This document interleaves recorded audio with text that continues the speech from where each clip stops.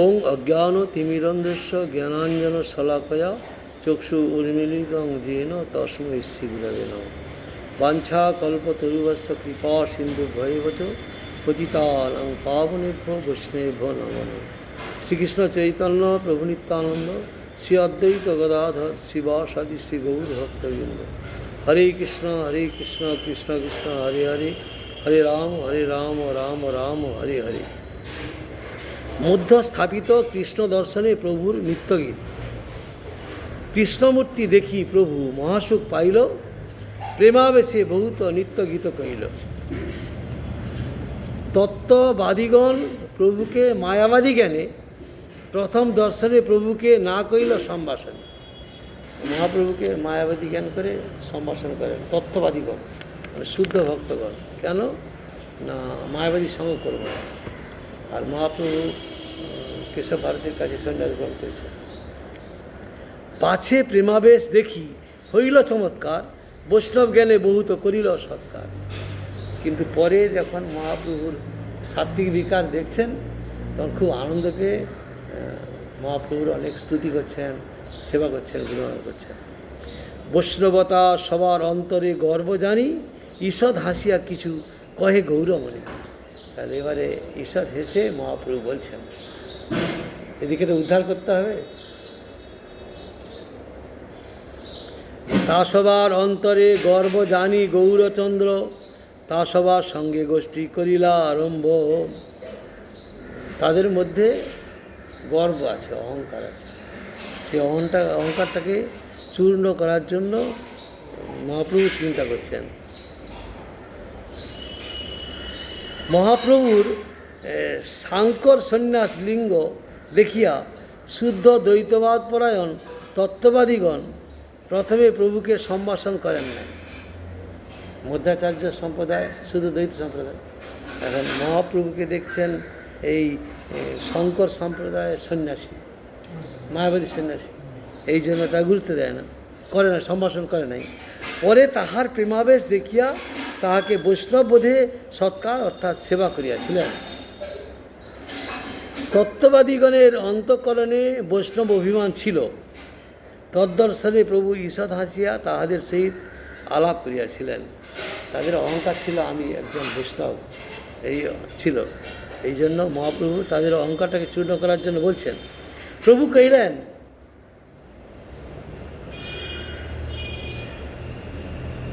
তত্ত্ববাদী আচার্য সব শাস্ত্রেতে প্রবীণ, তারে প্রশ্ন কইল প্রভু হইয়া যেন দিন।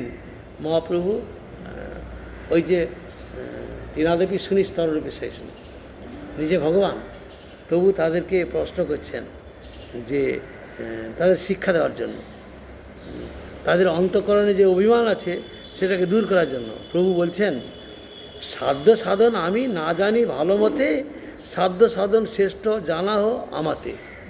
তোমরা পণ্ডিত, আমি তো বুঝি না সাধ্য সাধন তত্ত্ব, আমাকে জানাও। আমি সাধ্য সাধন ভালোরূপ জানি না, আপনারা কৃপা করিয়া তাহা আমাকে শিক্ষা দেউন। আচার্য কহে, বর্ণাশ্রম ধর্ম কৃষ্ণের সমর্পণ, এই হয় কৃষ্ণ ভক্তের শ্রেষ্ঠ সাধন। বর্ণাশ্রম ধর্ম, যে যেমন বর্ণে আছে তার সেরকমভাবে কার্য করতে হবে। তারপরে বলছেন কৃষ্ণের সমর্পণ, কৃষ্ণকে নিজেকে, কৃষ্ণের চরণে নিজেকে সমর্পণ করতে হবে। এইটাই হয় কৃষ্ণ ভক্তের শ্রেষ্ঠ সাধন। তত্ত্ববাদাচার্য উত্তর করিলেন, বর্ণাশ্রম ধর্ম কৃষ্ণের সমর্পণ করাই কৃষ্ণ ভক্তের শ্রেষ্ঠ সাধন। এবং তারপরে কি বললেন, পঞ্চবিধ মুক্তি পাইয়া বৈকুণ্ঠে গমন, সাধ্য শ্রেষ্ঠ হয় এই শাস্ত্র নিরূপণ। পঞ্চবিধ মুক্তি, সালোক্য, সামীপ্য, শাস্তি, সারূপ্য, সাযুজ্য, এই মুক্তি।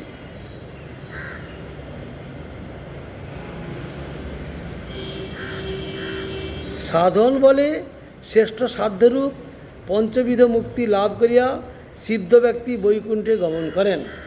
তাহলে এখানে মুক্তি পাঁচটা যে দিয়েছেন বৈকুণ্ঠ পর্যন্ত, তার উপরে আর যেতে পারবে না। প্রভু কহে, শাস্ত্রে কহে শ্রবণ কীর্তন কৃষ্ণপ্রেম সেবা ফলের পরম সাধন। মহাপ্রভু বলছেন যে শাস্ত্রমতে শ্রবণ কীর্তনই শ্রেষ্ঠ সাধন। সেই সাধন বলে কৃষ্ণ প্রেম সেবারূপ সাধ্য ফলের লাভ হয়। তাহলে সাধন করলে সাধ্য বস্তু লাভ হয়।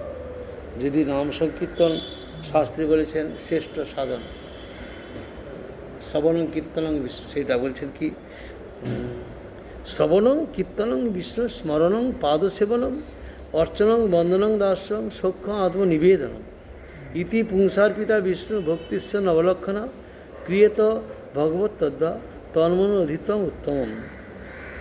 শ্রীকৃষ্ণের শ্রবণ কীর্তন স্মরণ পাদসেবন অর্চন বন্দন দাস্য সখ্য আত্মনিবেদন, এই নবলক্ষণ সম্পন্ন ভক্তি শ্রীকৃষ্ণে অর্পিত হইয়া সাধিত হইলে সর্বসিদ্ধি হয়।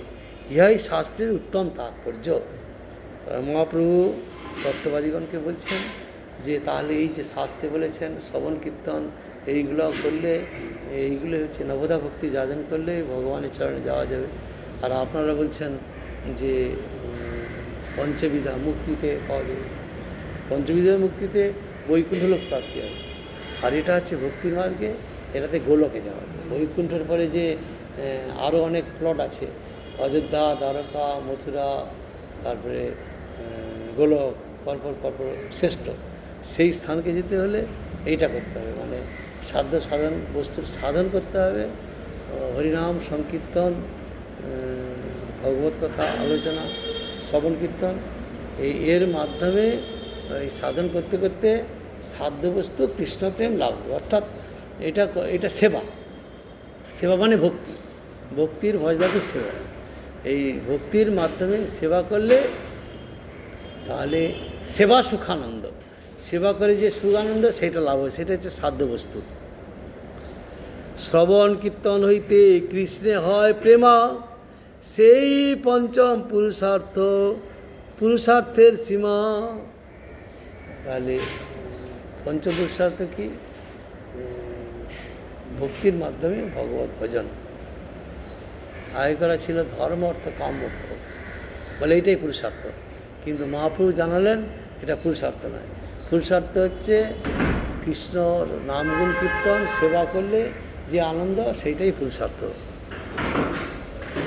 এবং ব্রত সপ্রিয় নাম কীর্ত জাতানুরাগ দ্রুত চিত্ত উচ্চৈ হত তথ্য রোদিতি রতি গায়ত্রুন্মাদন মুনিত্য তদাদি ততি লোকবাহ্য গায়ত্রুন্মাদ বন্মুতাদি তাতি লোকবাহ্য।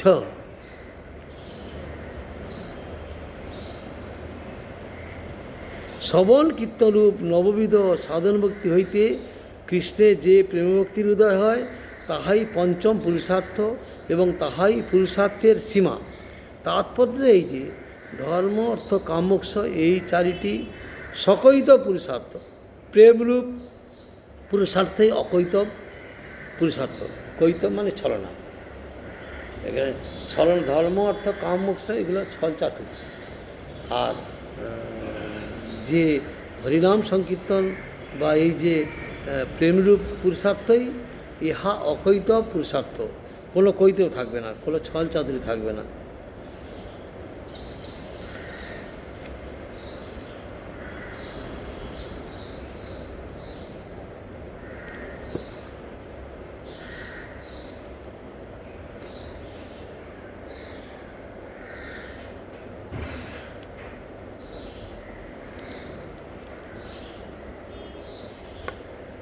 কৃষ্ণ সেবা ব্রত পুরুষ অবস্থিত হইয়া শ্রীয় প্রিয়তম শ্রীকৃষ্ণের নাম কীর্তনে জাতনুরাগ বশত শ্রদ্ধ হৃদয় হন। উন্মাদের ন্যায় লোকবাহ্য অর্থাৎ অপেক্ষা শূন্য হইয়া কখনো হাস্য, কখনো রোদন, কখনো চিৎকার, কখনো গান ইত্যাদি করেন। যারা কৃষ্ণের গুণগান কীর্তন করেন, কৃষ্ণ সেবা করেন ভক্তির মাধ্যমে পঞ্চপুরুষার্থ, তাদের এই সাত্ত্বিক বিকার আসবে। কখনো হাসছেন, কখনো কাঁদছেন, কখনো নাচছেন, ঘোরাঘুরি যাচ্ছেন, এই লোকের কাছে লজ্জা কিনা ভয় তার নেই, তাদের এইরকম ভাব আসে। এটাই বলছেন। এবং ব্রত স্বপ্রিয় নাম কীর্তা জাতানুরাগ দ্রুত চিত্ত উচ্চৈ হসতত্থ রদিতি রতি গায়ত্যোন্মাদ বন্যততি লোকবাহ্য।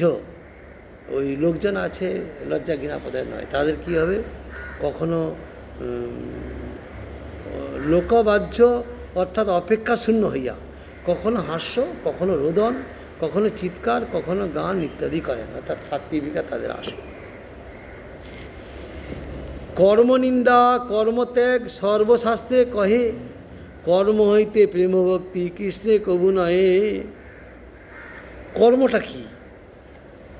কর্মটা তো হচ্ছে এক হাতে দাও এক হাতে নাও, আমি এটা দিলাম এর বিনিময়ে প্রভু আমাকে এটা দেন, চা পাও, এতে ভক্তি আসবে না। অসৎকর্ম অপেক্ষা সৎকর্ম শ্রেষ্ঠ, কিন্তু তাদিশ কর্ম হইতে কখনোই কৃষ্ণে প্রেম ভক্তির উদয় হয় না। কর্ম মানে সেটা হচ্ছে চাওয়া পাওয়া, তার মধ্যে কখনো প্রেমের উদয় হয় না। আমি এটা দিলাম এর বিনিময়ে তুমি এটা দাও, তাহলে আমি তো সমর্পণ করতে পারছি না। কর্ম জীবের সুখ বা দুঃখ প্রাপ্তির কারণ, জীবের সুখ বা দুঃখ প্রাপ্তির ফলে ভক্তির উদয়ের সম্ভাবনা নাই। কৃষ্ণের সুখপ্রাপ্তির জন্য সেবাই ভক্তি, কৃষ্ণের সুখপ্রাপ্তির জন্য সেবাই ভক্তি। আত্মেন্দ্রিয় প্রীতিবাঞ্ছা তারে বলি কাম, কৃষ্ণেন্দ্রিয় প্রীতিবাঞ্ছা ধরে প্রেম নাম। আমার ইন্দ্রিয় তৃপ্তির জন্য যদি কিছু প্রার্থনা করি তাকে কাম বলা হয়। আমার ইন্দ্রিয় তৃপ্তির জন্য বাদ দিয়ে যদি ভগবানের সেবায় নিযুক্ত হই, ভগবানের আনন্দের জন্য নিযুক্ত হই, সেবা করি, সেটা হচ্ছে প্রেম।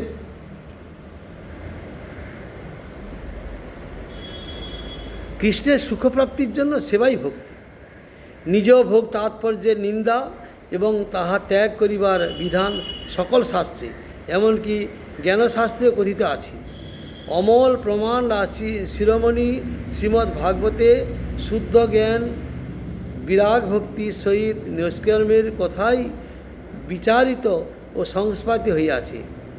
সংস্থাপিত হইয়াছে। সুতরাং সর্বশাস্ত্রশ্রেষ্ঠ ওই পুরাণের আদিতে মধ্যে ও অন্তে সর্বত্রই নিতান্ত তুচ্ছ ফল ভোগাভিসন্ধি লক্ষণময় কর্মজ্ঞানকে গ্রহণ করা হইয়াছে, কর্মজ্ঞানকে নিন্দা করা হয়েছে।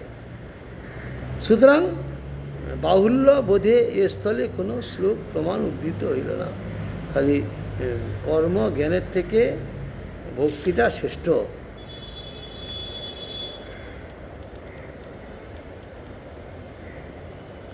আজ্ঞা ঐবং গুণান দোষান্ময়াদিষ্টানোপি সকান ধর্মান সন্তাজ্য য সর্বাণং ভজিত সচ সত্যম।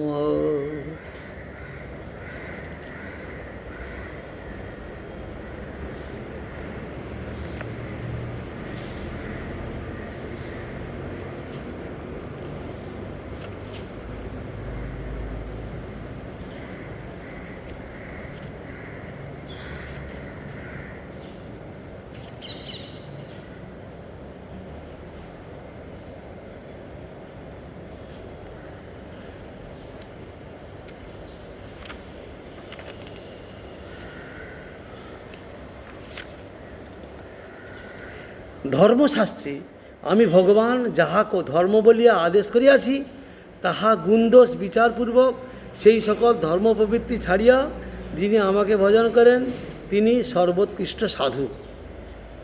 ধর্মশাস্ত্রটা আমার, সমস্ত শাস্ত্র ভগবান ব্যাসদেবী রচনা, তারা আমার শাস্ত্র। ধর্মশাস্ত্রের ভালো মন্দ বিচার ছেড়ে যদি আমাকে ভক্তির মাধ্যমে ভজন করো তাহলেই তুমি ভগবানকে আমাকে লাভ করতে পারবে, তাহলে তুমি উত্তম সাধু।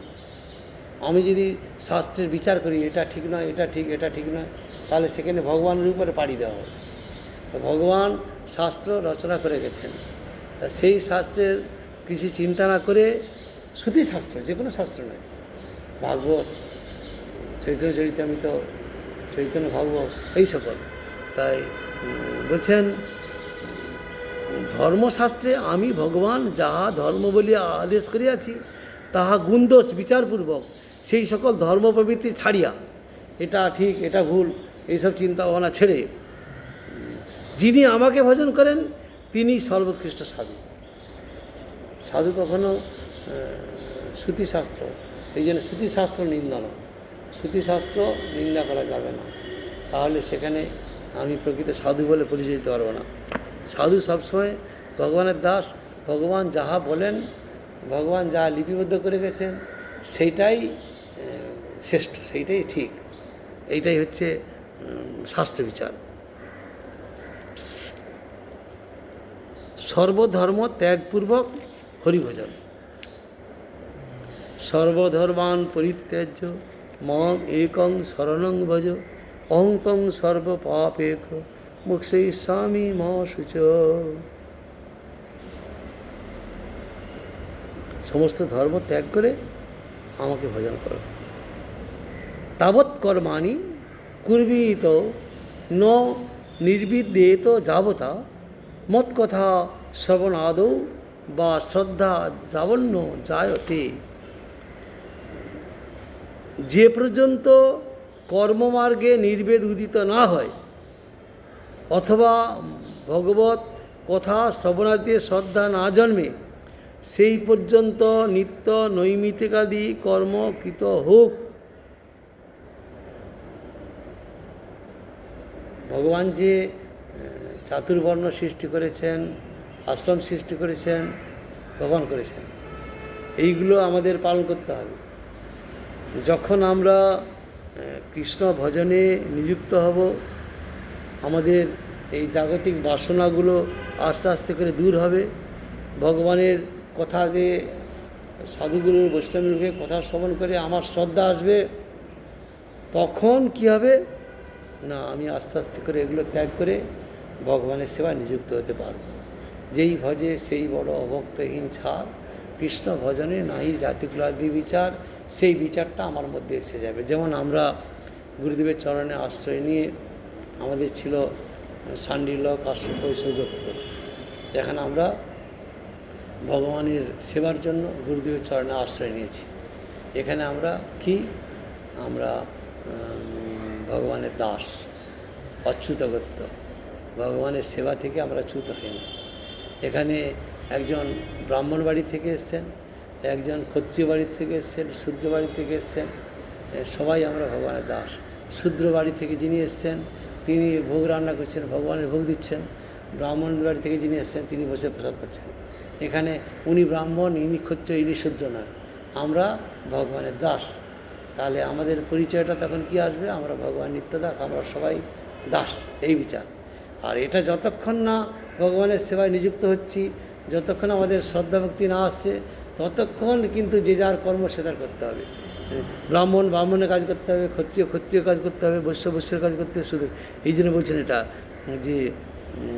যে পর্যন্ত কর্মমার্গে নির্বেদ উদিত না হয়, এই চাওয়া পাওয়া, এই জগতের বস্তু চাওয়া পাওয়া, আমার আত্মেন্দ্রের প্রীতিবাঞ্ছার জন্য চাওয়া পাওয়া, যতক্ষণ না এটা দূর হয়, অথবা ভগবত কথা শ্রবণাদিতে শ্রদ্ধা না জন্মে।